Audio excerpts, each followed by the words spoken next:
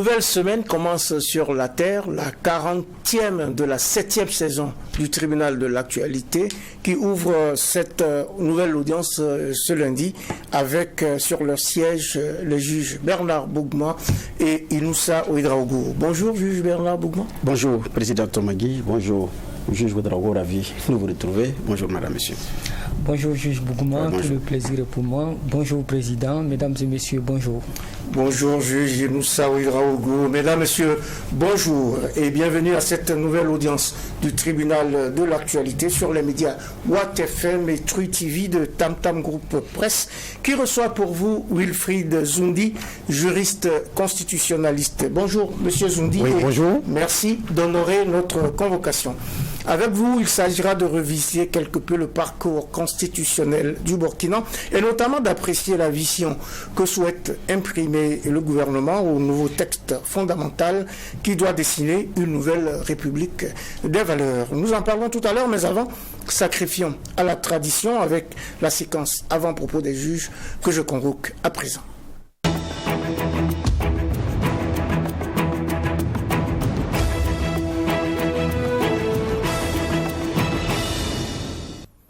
C'est lundi et tous les lundis, Bernard Bougma nous envoie son sérum de motivation à travers les avant-propos. Merci. Et c'est une pensée de Bouddha qui dit « N'abandonne jamais. Garde tes pensées et ton esprit fixés sur ton but. Toujours, tu es capable de tout faire si tu l'as décidé. Donc tout est dans la décision. Dès que tu as décidé de faire quelque chose, il faut garder ton esprit et tes idées rivées sur cette chose-là. Y croire, mettre de l'énergie, de la persévérance et puis bon, y aller. Il y a des moments de haut, des moments de bas, mais quoi qu'il en soit, et s'il y a une concentration vers le but qu'on s'est fixé, on y arrive toujours. Donc courage à tous ceux qui se lèvent le matin pour aller à la recherche du pain quotidien dans des conditions parfois très très difficiles, à telle enseigne que certains se demandent est-ce que je ne vais pas laisser, est-ce que je ne vais pas lâcher prise, qu'est-ce que je fais, est-ce que non. Le succès c'est au bout de l'effort, la victoire c'est au bout de l'effort. Donc du courage également à ceux qui veillent au grain pour que le Burkina aille mieux, en pensant aux forces de défense et de sécurité, aux volontaires pour la défense de la patrie et à toutes ces personnes qui sont dans l'humanitaire et qui s'investissent pour donner de l'espoir et un brin de sourire à toutes ces personnes déplacées internes. Le gouvernement a dit qu'il y a plus de 125 000 qui sont retournés sur eux, chez elles, les personnes déplacées internes, et ça concerne plus de 20 000 ménages. C'est une nouvelle qui donne de l'espoir, qui fait chaud au corps. Donc courage également à ces personnes qui ont pu retourner dans leur localité d'origine. Et donc excellente semaine et magnifique lundi à tout le monde. Excellente semaine avec Inoussa Ouedraogo qui nous revient après plusieurs semaines d'absence. Merci président. Je voudrais avoir une pensée ce matin pour le peuple sénégalais et pour l'ensemble de ces victimes tombées sur le chemin de la bataille pour la démocratie, pour la liberté, pour l'alternance. Depuis longtemps, on voyait le président Macky Sall venir, mais on ne savait pas qu'il accepterait de poursuivre son projet de troisième mandat sur le cadavre ou sur les cadavres des Sénégalais. Et c'est dommage, mais il n'a jamais tard pour bien faire. Et nous espérons que le président sénégalais a compris le message de son peuple et qu'il ne forcerait pas pour faire ce troisième mandat qui a mis le Sénégal donc sens dessus, sens dessous. Pendant longtemps, ce pays a été un modèle de démocratie que nous avons exalté, que nous avons pris en exemple. Et c'est dommage donc pour assouvir son envie de rester au pouvoir, le président Macky Sall laisse ce pays sombrer de cette façon-là. Nous espérons donc que les Sénégalais se ressaisiront, que le président Sall va se ressaisir rapidement, afin donc que ce qu'il a refusé au président Ouad, il ne force pas le peuple sénégalais à le lui accorder. Courage au peuple sénégalais en lutte, car tôt ou tard, la vérité finit par triompher. La vérité finit par triompher et nous parlons dans cette première audience du tribunal de l'actualité pour cette semaine. Nous parlons donc de refondation et de constitution avec Wilfried Zoundi, juriste constitutionnaliste, enseignant et consultant en droit. Wilfried Zoundi a assumé les fonctions de député du Conseil national de la transition, vice-président de la Haute Cour de justice, mais a également été membre du Conseil national des OSC et du comité de pilotage de la stratégie de réconciliation.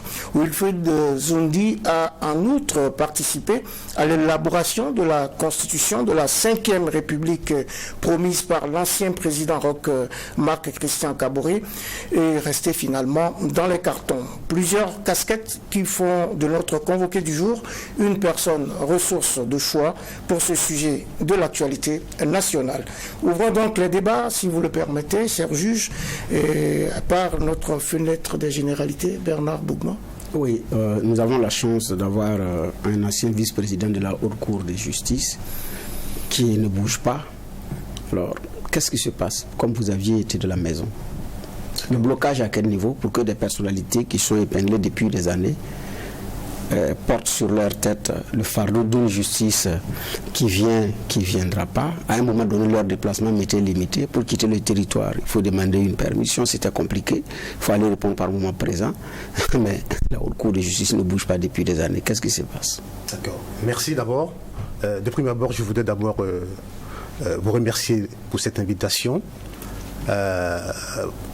Une telle émission élitiste que je qualifierais de bibliothèque à ciel ouvert, qui participe à l'éveil des consciences, qui participe également à une culture démocratique et qui tire également l'opinion publique vers le haut. Vraiment chapeau. Pour revenir à votre question, il faut dire que cette haute cour de justice a connu beaucoup de péripéties. Alors, depuis 1995, elle était contenue dans la constitution du 2 juillet 1991, mais elle n'a jamais été opérationnelle. C'est en 2015 que le Conseil national de la transition a pris les tests pour rendre la haute cour de justice opérationnelle avec les premières mises en accusation. Depuis ce temps, les instructions étaient terminées. Ce qu'il restait maintenant, ce sont les moyens pour mettre en œuvre la procédure judiciaire, à savoir le jugement proprement dit. Après, nous avons rendu le tablier à la fin de la transition. Une autre équipe est venue prendre les choses en main. Il y a des audiences qui ont été programmées et il fallait encore retoucher les tests conformément à des principes internationaux tels que le double degré de juridiction, la possibilité des avocats étrangers de se constituer, ainsi de suite. Et jusqu'à présent, il n'y a toujours pas de suite. Mais il faut dire qu'au sein de la Commission constitutionnelle, certainement on aura l'occasion d'en revenir, comme j'étais membre de la Commission constitutionnelle, nous avons statué sur la question en disant que désormais, au lieu de principe d'égalité, il allait de soi que tous les citoyens répondent devant la même juridiction. Et parce que lorsqu'on regarde même la procédure devant la Haute Cour de justice, c'est une procédure très imbriquée, très compliquée. Parce que c'est le président de l'Assemblée nationale qui reçoit les plaintes, qui les transmet ensuite au procureur général, qui transmet au procureur du FASO pour les enquêtes, qui ramène ça au procureur général, qui ramène encore au président de l'Assemblée nationale, qui déclenche la procédure de mise en accusation. Évidemment, c'est une procédure très lourde. Et on a dit, désormais, on a créé une chambre, pas une chambre qui existe au sein de la Cour d'appel, la chambre criminelle, qui sera désormais compétente pour juger toutes les hautes personnalités, ministres ou anciens présidents, qui auraient commis des actes qui seraient en porte-à-faux avec la loi. Donc naturellement, ce qui se pose actuellement, c'est un problème de dysfonctionnement institutionnel et un problème également de financement public selon lesquels j'ai appris qu'il manque de ressources pour pouvoir organiser les procès actuellement. Vous qui avez été de la maison, beaucoup plus lié à la volonté politique ou manque de moyens? Je ne suis pas dans le secret des dieux actuellement, mais je sais que nous avons eu un mandat d'une année. On a juste assuré une petite transition, le temps que la nouvelle équipe se mette en place. Mais à l'autre niveau, en tout cas, les institutions étaient presque terminées, il restait presque la programmation des audiences. Maintenant, volonté politique ou manque de ressources, vous savez, quand le politique, il veut une chose, c'est possible parce que l'État, c'est le monopole de la puissance publique, c'est le monopole des moyens financiers. Si l'État veut quelque chose, il sait où axer ses priorités. Actuellement, la priorité, c'est sur la question sécuritaire, mais on trouve des moyens. On voit des lois de programmation budgétaire, on appelle à l'effort de guerre, ainsi de suite, on trouve les moyens. Donc, l'État, si l'État veut, l'État est capable. Donc, avant tout, il y a la question de bonne volonté politique, et la question également de la hiérarchie des priorités, de mon point de vue. Oui, Inoussa Ouedraogo. Merci bien, Président. Notre invité, vous l'avez rappelé, a été membre du Conseil national de transition en 2015. Aujourd'hui, nous sommes encore en transition. À l'époque, vous aviez indiqué que vous espériez que ce soit la dernière transition politique dans notre pays. Malheureusement, ça n'a pas été le cas. Quand vous faites une analyse comparée entre la période à laquelle vous étiez à la transition, au Conseil national de transition et aujourd'hui à l'ALT, quelle analyse pouvez-vous faire, même si les contextes sont un peu différents, en termes de production, en termes de propositions? Qu'est-ce que vous avez à nous dire sur la question? Oui, je dirais au départ de ne pas comparer l'incomparable. Parce qu'en 2015, c'était une insurrection populaire. C'est le peuple qui est sorti et qui a mis en déroute le système qui voulait perpétuer au pouvoir et en sautant les verrous de la limitation présidentielle. Mais dans le cas d'espèce, c'est un coup d'État, c'est un putsch, c'est une faction de l'armée qui a pris le pouvoir parce qu'elle avait une vision, quoi qu'on le dise, politique vis-à-vis de la sécurité et vis-à-vis de certaines questions. Naturellement, on aura l'occasion de revenir. Donc, du point de vue originel, déjà, ce n'est pas la même chose. Et quand on regarde même la composition, au sein du Conseil national de la transition, où il y avait une représentation identique vis-à-vis des partis politiques, des OEC, et également de plusieurs composantes de jeunesse qui participaient activement au débat politique, qui participaient également à la production d'une position législative de qualité. Je ne dis pas que ce qui a été fait n'est pas de qualité, mais quand on revient un peu à la composition de l'AET actuellement, le chef de l'État a lui seul désigne 20 personnes, et en plus de 16 militaires. Déjà, sur 71, il a la majorité absolue, ce qui n'était pas le cas pendant le CNT. Donc ça veut dire que la plupart des décisions peuvent passer comme une lettre à la poste si les 36 donnent les veto sans même qu'il y ait un débat contradictoire. Donc de ce point de vue, d'abord, il faut faire la différence. Deuxièmement, on n'a jamais souhaité qu'il y ait une transition. J'attends parler que la transition est le moment propice pour la rédaction de nouvelles constitutions, mais ça dépend de quelle transition. Ouais. En 2015, ce n'était pas une chose qui avait été préparée pour être exécutée. Mais quand on parle de coup d'État, c'est quelque chose qui a été préparé et exécuté. Et même la Constitution, dans son article 167, dit tout pouvoir qui tire pas sa légitimité de la Constitution. Notamment, les coups d'État sont des pouvoirs illégaux. Et on a vu comment on a passé au Conseil constitutionnel pour permettre à cette transition de pouvoir se mettre sur la selle afin de pouvoir permettre aux institutions de fonctionner. Donc, maintenant, ce n'est pas deux choses comparables, mais quand même, je regrette quand même que ça fait quand même la 9e fois que l'armée fait instruction dans la gestion du pouvoir d'État.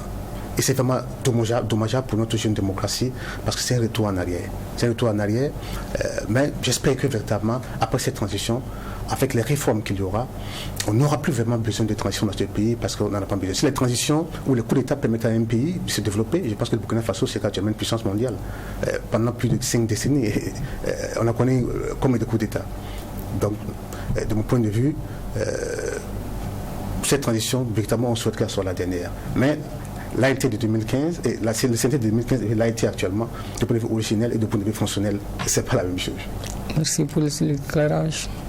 Alors, on ferme cette fenêtre de généralité, on rentre dans le vif du sujet, puisque dans son oral du 30 mai dernier, où il a décliné devant l'Assemblée législative de transition sa radiographie de la situation de la nation, le Premier ministre Apollinaire Joachimson Kielem de Tambela a évoqué la refondation de la société burkinabé à travers notamment l'adoption d'un nouveau texte constitutionnel. Tout d'abord, avant d'en arriver à ce nouveau texte ou à la vision du Premier ministre par rapport à cette constitution qui doit être élaborée et mise en œuvre. En 2 mots, comment vous jugez cette sortie du chef du gouvernement? Oui, cette sortie répond à une exigence constitutionnelle, à savoir l'article 109 de la Constitution. Parce que vous vous rappelez que lors de son investiture, il avait fait ce qu'on appelle une déclaration de politique générale, conformément à l'article 63 de la Constitution. C'est une exigence constitutionnelle, mais maintenant, dans le fond et dans la forme, il y a un problème. Puisque dans la déclaration de politique générale, c'est comme un programme politique que le Premier ministre projette. Ce sont des projections, des objectifs à atteindre. Et normalement, 6 mois après, dans le discours sur la situation nationale, on fait l'état des lieux vis-à-vis des objectifs qui ont été fixés au départ. Où en sommes-nous? Quel est l'état de la situation? Mais on a plutôt vu des projections. Ouais, nous allons recruter, notre ambition c'est de recruter 100 000 volontaires. L'axe Ouaga-Accra sera opérationnel. Les citoyens burkinabés et ghanéens le veulent. L'axe, ainsi de suite. Et également, on va également adopter une nouvelle constitution. Donc on voit ce sont des projections. Or, normalement, on devait faire un bilan à mi-parcours dans le discours sur la situation nationale. Donc, du point de vue de la forme, il y a véritablement un problème. Maintenant, au fond, peut-être qu'on aura l'occasion de revenir sur la question. Voilà. Mais au fond, il y a beaucoup de choses à dire également. Par exemple, en ce qui concerne l'adoption d'une nouvelle constitution, c'est vrai. Le Premier ministre a expliqué un peu la procédure. Mais, quoi qu'on dise, la constitution, c'est une affaire hautement technique. J'ai vu que ce sont les comités de développement qui vont se charger d'élaborer l'avant-projet. Mais attention, est-ce la meilleure stratégie? Alors, on va venir donc sur le vif du sujet avec les juges. Nous recevons Wilfried Zoundi, il est juriste constitutionnaliste, et nous parlons bien évidemment de cette constitution et de cette vision que souhaite imprimer le chef du gouvernement à l'adoption de ce texte constitutionnel. Bernard Bougma. Oui, effectivement, c'est vrai, vous dites que les deux représentations ne sont pas à comparer d'un point de vue de la forme et d'un certain nombre de choses. Mais 2015 également, c'est vers la fin que véritablement le débat a été mis sur la Constitution, jusqu'à ce que le président Michel Kafando, en visite à Paris, dise qu'il y aura une nouvelle Constitution, mais c'est après la transition que ça va être ceux que les Burkinabés vont élire qui vont s'en charger. Et je pense également que le CNT avait fait un tour d'horizon. Et si je ne me trompe pas, il y avait une mouture qui avait été sortie comme format pour la Constitution. Après, on a installé les 92 membres qui ont fait également un autre travail.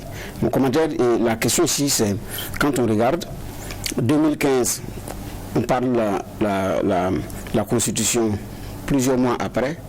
Cette législature également, c'est plusieurs mois après qu'on commence à parler, alors que dans le même temps, on vote des lois qui risquent d'être remises en cause si à un moment donné, elles ne s'arriment pas avec la nouvelle constitution qui va être votée. Donc, j'ai l'impression que l'ALT reprend les mêmes erreurs de 2015.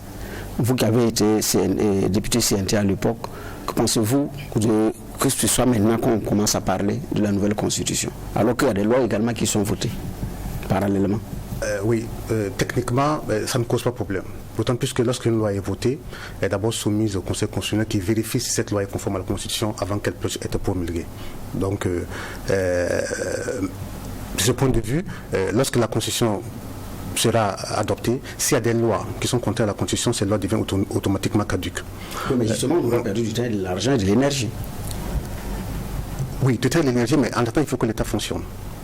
Maintenant, pour revenir un peu au contexte de 2015, c'est vrai qu'il y a eu ce qu'on a fait des tournées régionales. On a même recueilli les avis de la population dans les 13 régions. On a mis en place un petit comité d'experts qui a sorti une mouture. Mais une mouture qui n'a jamais été rendue officielle ou qui n'a jamais entamé le processus d'adoption proprement dite. Voilà, je peux dire que c'était un avant-projet. Mais la mission officielle que le CNT a fait, c'est de procéder à la révision à minima de la Constitution du 2e 1991, là où il y avait des dispositions conflictogènes. À savoir, par exemple, on a limité catégoriquement la limitation du mandat présidentiel, c'est-à-dire qu'on ne peut plus être président par intermittence ou de façon consécutive. Également, on a constitutionnalisé la SE-LCE parce qu'on a vu qu'il y avait des politiques qui voulaient également instrumentaliser la maison, la SE-LCE, l'autorité de lutte contre la corruption, on l'a constitutionnalisé dans la Constitution pour la rendre indépendante. On a également fait une réforme majeure même de façon universelle, parce que désormais tout citoyen peut saisir le Conseil constitutionnel pour des questions de droit qui portent atteinte à des droits fondamentaux, ce qui vraiment n'existe rarement dans certains pays. Outre cela, donc, la révision à minima déjà apporté une réponse efficace par rapport au temps de la transition. Maintenant, après, le chef de l'État, en l'occurrence en son temps, Roch Marc Christian Kaboré, conformément également aux vœux de Michel Kafando a procédé à la mise à part de la Commission constitutionnelle. Mais d'abord, il faut préciser que dans quelle situation même doit-on venir à une nouvelle constitution? Le Conseil constitutionnel du Niger, en 2009, a sauté une décision lorsque le président nigérien a voulu faire son tajarcier, sa prolongation. C'est-à-dire qu'on peut procéder à une nouvelle constitution lorsque, par exemple, il y a un fait extra-constitutionnel, naturellement une insurrection, voilà, mais un coup d'État, quelque chose qui n'est pas prévu par la Constitution. C'est un fait extra-constitutionnel. Donc, de ce point de vue, des fondements, oui, on peut procéder à une nouvelle constitution. Mais est-ce qu'un coup d'État est un mobile pour procéder à une nouvelle constitution? Est-ce que la neutralité que nous avons assistée en 2015, quoi qu'on dise, est la même neutralité actuelle? J'entends dire souvent que le MPC n'est pas un organe politique, mais c'est une aberration.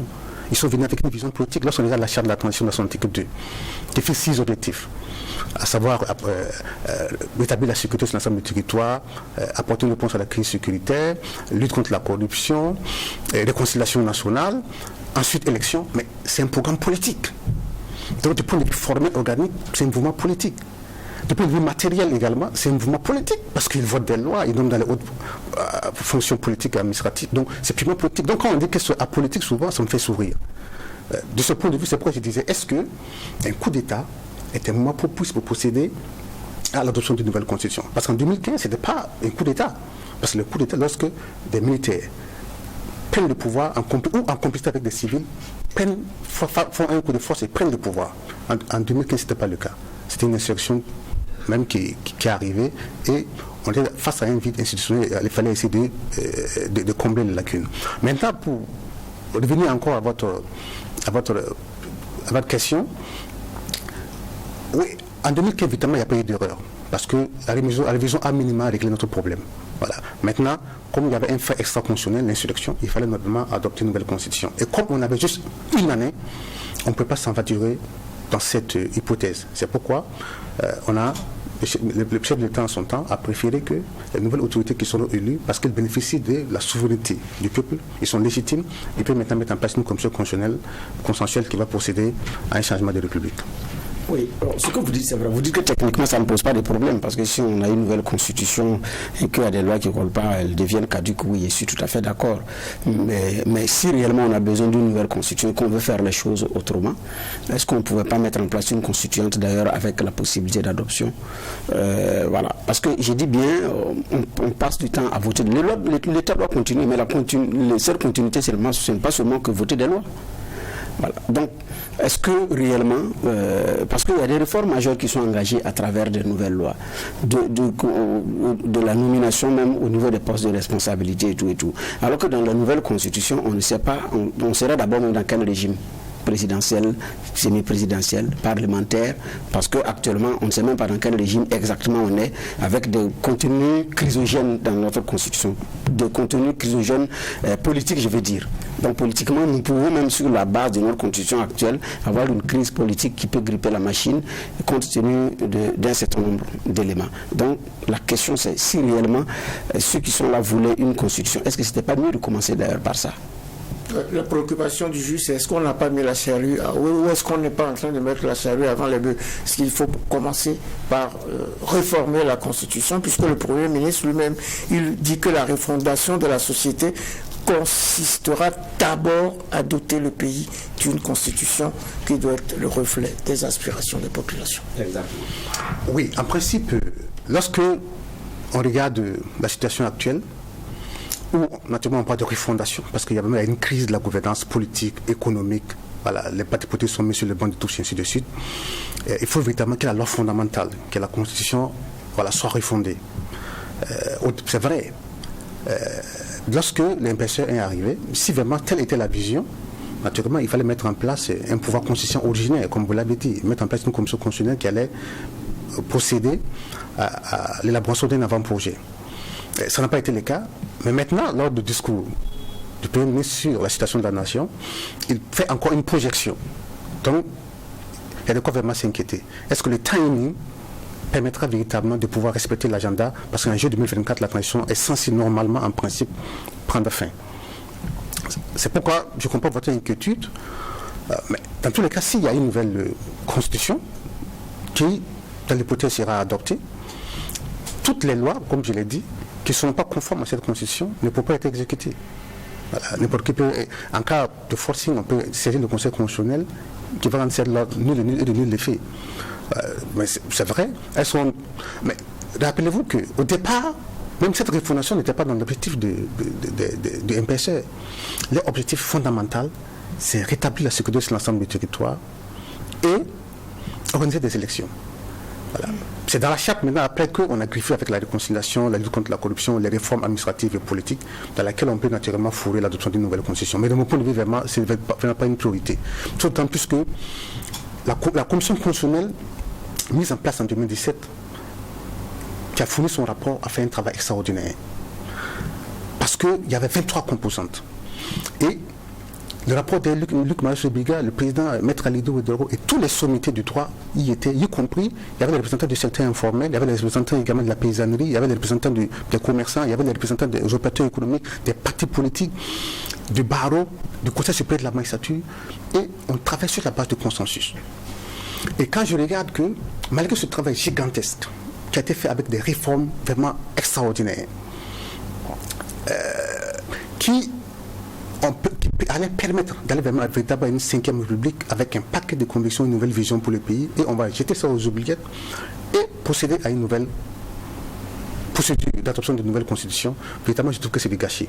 Alors, c'est peut-être du gâchis, oui. Mais actuellement, on est inscrit dans cette nouvelle dynamique où, vous l'avez souligné d'ailleurs, sont les COVED, les comités de veille et de développement qui seront à la base du processus, d'après ce qu'on a compris, pour qu'on ait une constitution endogène qui tiennent compte donc de nos valeurs et de nos richesses, de notre patrimoine, puisqu'il faut, a dit le Premier ministre, éviter le mimétisme culturel irréfléchi. Nous devons prendre conscience, Innoussa Ouedraogo, de nos cultures pour mieux nous projeter sur les autres en toute responsabilité. Absolument, c'est ce qu'il a dit, non seulement dans son discours de politique générale, mais aussi il est revenu là-dessus lors de son discours sur la situation de la nation. Il dit donc globalement que les constitutions que nous avons jusque-là semblent ne pas refléter la volonté et les aspirations réelles de nos peuples, de nos populations. Vous qui avez participé à l'élaboration de la constitution de la 5e République, c'est vrai qu'elle n'est pas encore adoptée. Quels commentaires vous faites et qu'est-ce que ça vous inspire quand vous entendez le Premier ministre parler de copier-coller, de constitutions qui ne nous ressemblent pas, de constitutions endogènes? Je suis quand même très surpris. Je suis quand même très surpris par cette affirmation lorsqu'on parle de mimétisme constitutionnel. C'est d'autant plus que vous savez que lorsqu'on parle par exemple de la démocratie, c'est une valeur universelle. Et quand on parle de démocratie, Montesquieu l'avait dit, c'est la séparation des pouvoirs. Et la Constitution régit l'organisation du pouvoir d'État, la gestion du pouvoir d'État, la transmission du pouvoir d'État. Ce sont des principes universels. De ce point de vue, lorsqu'on parle de mimétisme, ça me fait sourire. La démocratie, qu'elle soit dans un pays tantampion ou au Burkina Faso, doit avoir des principes fondamentaux. Certainement, il y aura des détails à ce qui concerne par exemple l'organisation ou la gestion du pouvoir d'État. Mais les principes sont, lorsqu'on parle par exemple du non-renouvellement du mandat présidentiel, sont des principes, c'est un principe universel. Qui crée des mais il y a des constitutions dans lesquelles ce principe n'est pas acté, n'est pas signalé. Oui, c'est pas aux États-Unis, par exemple, je crois savoir qu'on n'a pas indiqué que le président doit forcément partir au bout de 2 mandats. Oui, c'est pas signalé, mais ils ont une tradition d'alternance. Voilà, il n'y a jamais eu un président qui a voulu faire du forcing pour renouveler son mandat, en dépit de toutes les conditions techniques qui l'empêchent. Voilà. Lorsqu'on revient à notre constitution, notre constitution, naturellement, qui prévoit un régime semi-présidentiel. Maintenant, avec la situation actuelle, où il y a des ingrédients d'un régime d'exception et les ingrédients également d'un régime démocratique, la Constitution, c'est vrai, il faut procéder véritablement à une nouvelle Constitution, parce qu'elle a quand même duré 32 ans. Vous savez, la première Constitution, c'est Maurice Yamiro, de 1960 à 66, a duré 6 ans. La deuxième Constitution, Sangoulé Lamizana, 70 à 74, 4 ans. Troisième Constitution avec Sangoulé Lamizana, 78, 80, 2 ans. Et actuellement, 32 ans. Est-ce que 32 ans après, cette Constitution répond encore aux aspirations du peuple burkinabé? Naturellement, il faut procéder à une nouvelle Constitution. Mais maintenant, je parle, il y a plusieurs procédures. Vous savez, en Côte d'Ivoire, par exemple, lorsque Alassane Dramane Ouattara voulait faire adopter une nouvelle constitution, il a mis en place un comité d'experts de 10 personnes, présidé par un professeur le professeur Ouedraogo. Ils ont fait sortir un travail, ils ont convoqué les assises, ensuite le référendum, ça a été adopté à une majorité écrasante. La Constitution de 2 juin 1991, le président Blaise Compaoré a mis en place une commission constitutionnelle de 104 personnes. Ensuite, il y a une assise de 2000 personnes qui a sorti la Constitution de 2 juin 1991, qui est une constitution vraiment extraordinaire, parce qu'il y avait quand même des sommités du droit qui avaient participé, les maîtres Passiri Titenga, les commis Antoine Sambo, regretté, des sommités du droit qui avaient participé à la réponse de la Constitution. Mais cependant, elle a subi plusieurs modifications. Et au moins 6, si j'ai bien compté. Oui, modifications. 8. Oui, modifications qui, quand même, qui la rendent quand même, elle a été beaucoup malmenée. Vous avez la Constitution des États-Unis dont vous avez parlé tout à l'heure, qui dure 232 ans, peu de 2 siècles et quelques. Il y a des amendements. Voilà, mais sauf quelques amendements mineurs qui est toujours là. Donc, de ce point de vue, je pense que c'est vrai, il faut adopter une nouvelle constitution. Mais est-ce que la procédure, en passant par... Non, je regarde les attributions du comité de veille et de développement. On dit qu'ils vont procéder au débat sur les questions d'intérêt national et également apporter leurs contributions. Mais est-ce que ces comités-là ont l'expertise nécessaire pour vraiment élaborer un avant-projet de constitution? J'ai des inquiétudes. Parce que élaborer une constitution, c'est une question hautement technique. Monsieur Zoundi, oui. Le Premier ministre dit qu'il ne veut plus de constitution copier-coller. Lorsqu'on parle de constitution copier-coller, notre constitution a été copier-coller en se référant à quelle constitution, par exemple? La constitution française, par exemple? Non, pas du tout. La constitution de la 4e République. Il y a beaucoup de différences. Inspirée de quel modèle? Oui. Inspiré de quel modèle? Oui, un peu de la Constitution française, mais je vous l'ai dit tout à l'heure, ce sont des principes démocratiques qui ont une valeur universelle. Lorsqu'on parle de la séparation des pouvoirs exécutif, pouvoir judiciaire, pouvoir législatif, ce sont des principes qui ont une valeur universelle. Mais vous vous rendez compte, par exemple, que dans notre Constitution, il y a une réforme majeure, parce que le fait, par exemple, de saisir le Conseil de Constitution directement, c'est une réforme qui est signée par la Constitution française. Voilà. De ce point de vue, on ne peut pas me dire que c'est du mimétisme constitutionnel. Maintenant, en constitution endogène, la chefferie coutumière traditionnelle était membre de la commission constitutionnelle de 1991 et même de la commission constitutionnelle de 2017. Voilà. Quand on parle des questions endogènes, qui est mieux apte à apporter des réponses endogènes à des questions plus que les autorités coutumières et religieuses? Je n'en vois pas. Pourtant, ils étaient partie intégrante de cette commission constitutionnelle. C'est pourquoi je dis véritablement, je ne sais pas quel contenu on va mettre dans le contenant, comité de veille et de développement, mais vraiment il y a des inquiétudes. Oui. Lequel des juges prend la parole? On évoque au-delà de cette constitution des réformes majeures. Quels sont les éléments, d'après vous, sur lesquels nous devons actionner pour une meilleure gouvernance de notre pays? Parce qu'on dit oui, sur tous les plans, rien ne va, il faut faire la refondation. Et j'imagine que ce n'est pas que la Constitution. Et pour vous, au-delà de la Constitution, quels sont les éléments sur lesquels on devait travailler pour améliorer la gouvernance de notre pays? Il faut véritablement une culture démocratique véritable dans notre pays. Notre pays a trop souffert des coups d'État, on n'en a pas besoin. Et je ne pense pas que les armes soient une solution pour apporter une réponse politique à un problème politique. C'est pourquoi je pense que désormais, on doit réfléchir véritablement à la procédure d'accusation ou d'impeachment qui existe aux États-Unis. Lorsque un chef d'État, par exemple, entend, n'est plus en phase avec les objectifs qui avaient été fixés au départ, ou comme ce qu'on appelle notre constitution a prévu en 2015, la haute tradition, par exemple, qu'on puisse le destituer sans vraiment avoir besoin de recourir aux armes. Ça, véritablement, c'est la question fondamentale pour moi sur laquelle il faut réfléchir. Et deuxièmement, il y a également, j'ai parlé tout à l'heure de culture démocratique. Il faut véritablement l'éveil des consciences. Parce que lorsqu'on écoute souvent les émissions interactives, on a l'impression que notre population ne comprend pas encore les enjeux de la démocratie. Ils sont prompts à applaudir les treillis, mais lorsqu'on parle de démocratie, ils deviennent totalement sceptiques. Parce qu'il y a des acteurs politiques, naturellement, qui ont fait qu'ils n'ont plus confiance en la démocratie. Or, ça peut s'expliquer. Même depuis les élections de Blaise Compaoré en 2010, vous avez vu, même de nos jours, on a un potentiel électoral de plus de 10 millions. Mais lorsqu'on parle d'enrôlement, ça ne dépasse pas maximum 5 millions. Ceux qui votent ne dépassent pas 3 millions. En 2010, Blaise, avec un potentiel électoral de 8 millions, il y a 1 million et quelques qui ont voté. Donc il y a un désenchantement vis-à-vis de la chose démocratique et politique. Donc il faut vraiment... Est-ce que les partis politiques également ont joué leur rôle? Parce que le rôle des partis politiques également, ce n'est pas la conquête du pouvoir d'État et l'exercice de ce pouvoir. C'est également la formation civique du citoyen. Mais cette mission n'est véritablement pas accomplie. C'est pourquoi on constate véritablement ces déchargements vis-à-vis de la chose politique. Et en troisième lieu, véritablement, la question de la lutte contre la corruption.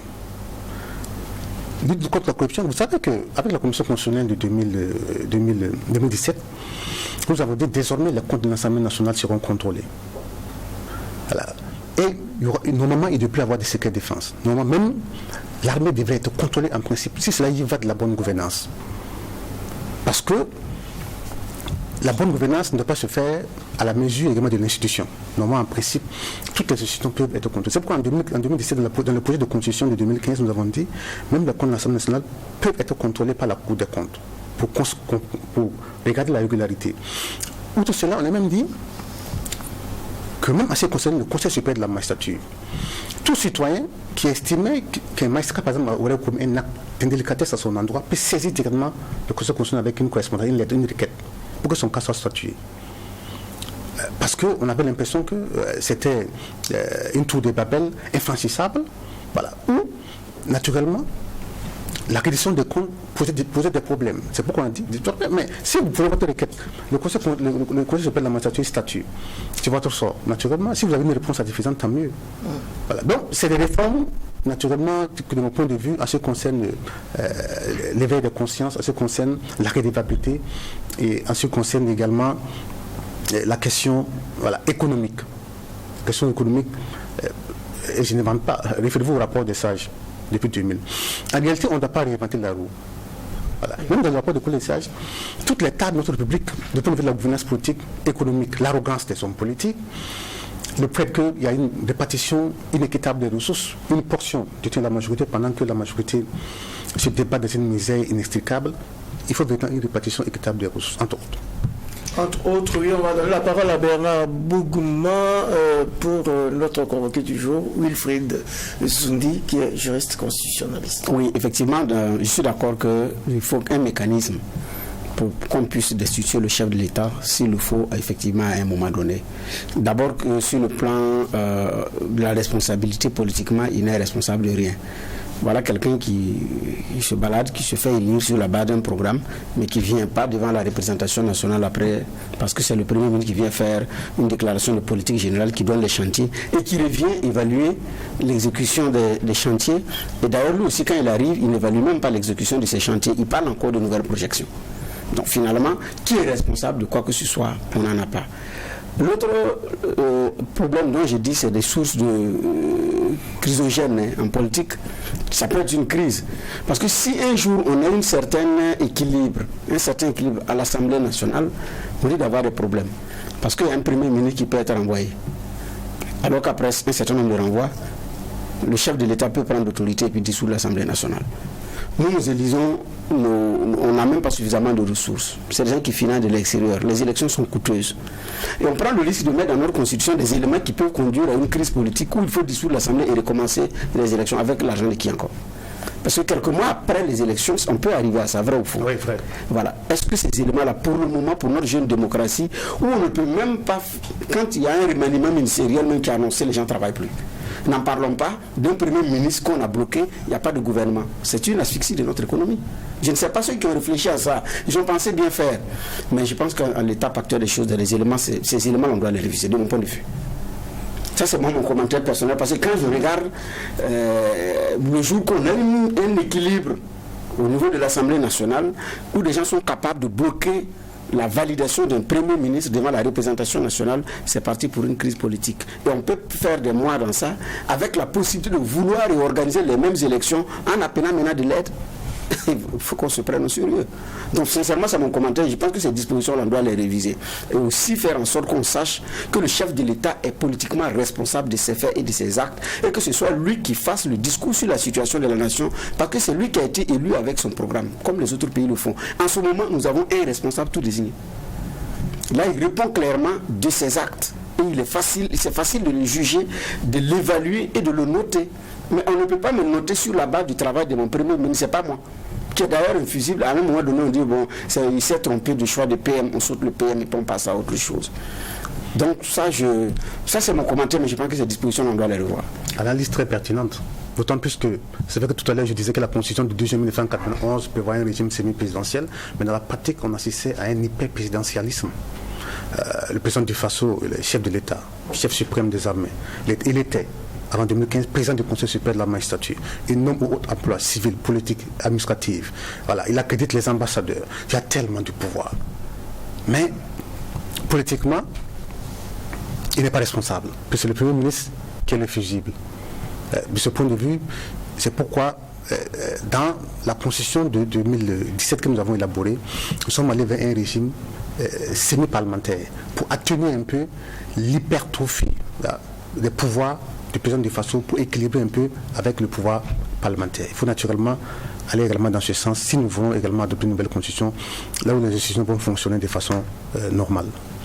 Je vois que Inoussa Ouedraogo voulait encore enchérir tout à l'heure quand j'ai donné la parole à Bernard Boukma. Donc c'est à vous. Oui, toujours au niveau des réformes, on voit que, vous l'avez rappelé, notre armée s'est régulièrement invitée dans le débat politique. Est-ce que vous pensez qu'il faut aussi une réforme au niveau du secteur de la sécurité? Si oui, comment vous l'entrevoyez? Et enfin, ma deuxième question, c'est la limitation des partis politiques. Est-ce que vous pensez qu'en l'étape actuelle aussi, on devait arriver à la limitation des partis politiques au Burkina? Question très intéressante. D'abord, en ce qui concerne l'armée. Vous savez, tout à l'heure, je disais que au Burkina Faso, naturellement, normalement, on ne devait pas réinventer la roue. Lorsqu'on prend le rapport du collège des charges de 2000, on prend encore le rapport de la Commission nationale sur les réformes. Le CCRP dirigé par Senghor Nsayi. Tout à fait. Et même si on prend également la Commission nationale des réformes, sous la transition de 2015, les voies du renouveau, toutes ces voies ont été tracées. Notre armée a été secouée en combien de temps? 2009, 2011 et également, une autre fois également. Et le rapport a précisé que naturellement, il faut véritablement une réforme fondamentale de notre armée. Ce n'est pas moi qui l'ai dit. Lorsqu'on prend le rapport de la Commission des réformes de 2015, il précise cela. Il faut une réforme véritable de notre armée. Et cette réforme est impérative lorsque véritablement on veut une armée fortement républicaine, 40, de l'intégrité des institutions. Lorsqu'on prend la charte la charte africaine de la démocratie et de la gouvernance, le rôle de l'armée, c'est la protection des biens et des citoyens, mais la défense du territoire national. L'armée n'a pas pour rôle de gérer le pouvoir d'État. Il est le gardien même de la démocratie. Mais ici, on contraste souvent qu'à plusieurs reprises, c'était le contraire. Il faut véritablement se pencher sur la question. C'est une priorité. Deuxièmement, en ce qui concerne la limitation des partis politiques, la Constitution prévoit ce qu'on appelle le pluralisme démocratique, le principe de la liberté, le libéralisme politique. Tout le monde peut créer son parti politique. Or, normalement, on devait aboutir à ce qu'on appelle le multipartisme, qui est défini par Duverger comme étant la situation où tous les partis politiques pris individuellement peuvent concourir et exercer le pouvoir d'État. Une fois, je disais lors d'une interview, vous savez qu'ici il y a des partis politiques, même lorsqu'on les appelle et donne le pouvoir d'État, ils ne peuvent pas gérer parce qu'ils n'ont pas les ressources nécessaires. Mais c'est des partis qui cooptent et qui bénéficient du financement de l'État. Donc, ce point de vue également, mais limité. Si on limite, ça sera contraire à la Constitution. Puisque la Constitution prévoit le libéralisme politique. Le principe de la liberté. Multipartisme intégral. Intégral. Pourvu seulement que ce ne soit pas ethniciste, régionaliste, tribal, ainsi de suite. Voilà. Mais il faut réfléchir à la question, mais je prends tout cela. Il ne peut pas être pris à travers les tests. C'est une question de culture démocratique. Dans certains pays, il y a 2-3 partis qui existent de façon historique et qui se distribuent le pouvoir à tous les rôles. Il n'y a pas de problème. Mais ici, plus de 200 partis politiques. Est-ce qu'on a vraiment besoin de plus de 100 programmes politiques pour faire développer le Burkina Faso? Je ne crois pas.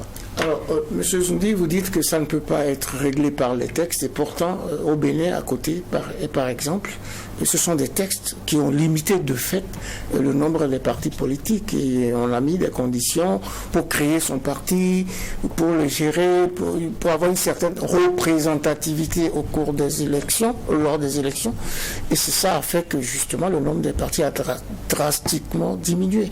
Ça veut dire que c'est possible? Oui, c'est possible. Je disais seulement que les tests ne sont pas la panacée. Il faut également une culture démocratique.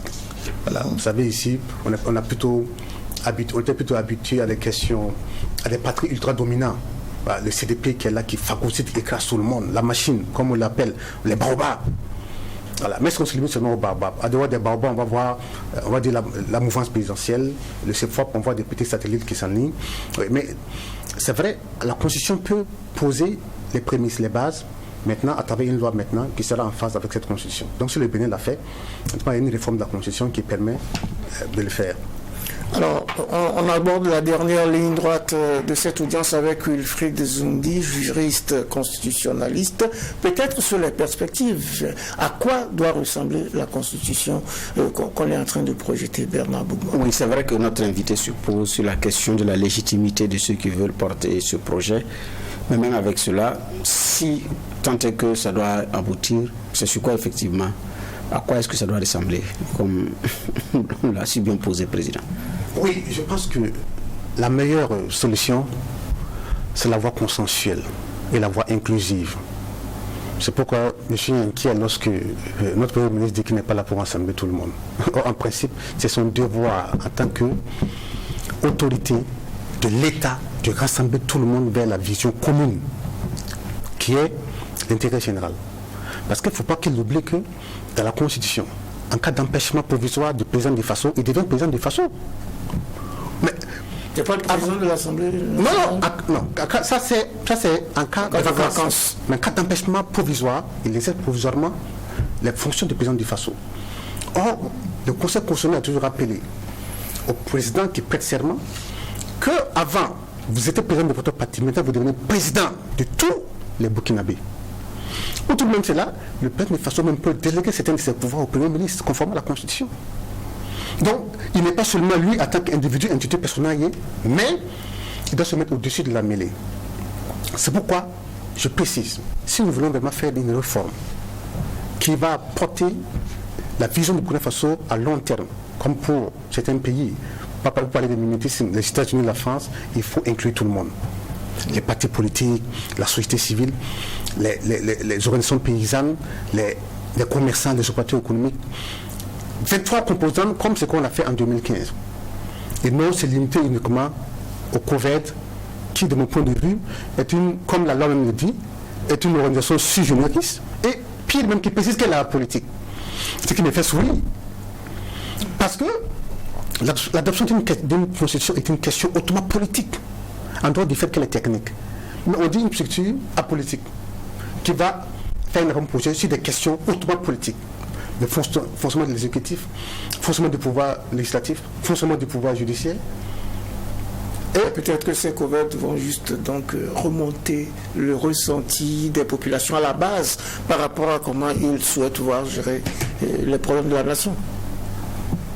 Soit, on attendra de voir, mais de mon point de vue, ce Covid qui est une institution sui generis, déjà, est un ovni qui, de mon point de vue, ne doit pas avoir le monopole, la rédaction de la Constitution. Sinon, on risque d'être dans les deux corps. Deuxièmement, je voudrais encore préciser que lorsque le Premier ministre également dit qu'on va aller vers une démocratie, une monarchie, au peuple de décider. Non, il ne faut pas qu'on aborde la question de la monarchie. La monarchie est aux antipodes de la démocratie. La monarchie est un monarque qui détient à lui seul le pouvoir exécutif, le pouvoir législatif, le pouvoir judiciaire. Moi, le Dieu suprême, qui décide de tout, je détiens de mes sujets. Non, nous avons une tradition démocratique qu'on se penche et qu'on reste sur l'option démocratique, véritablement.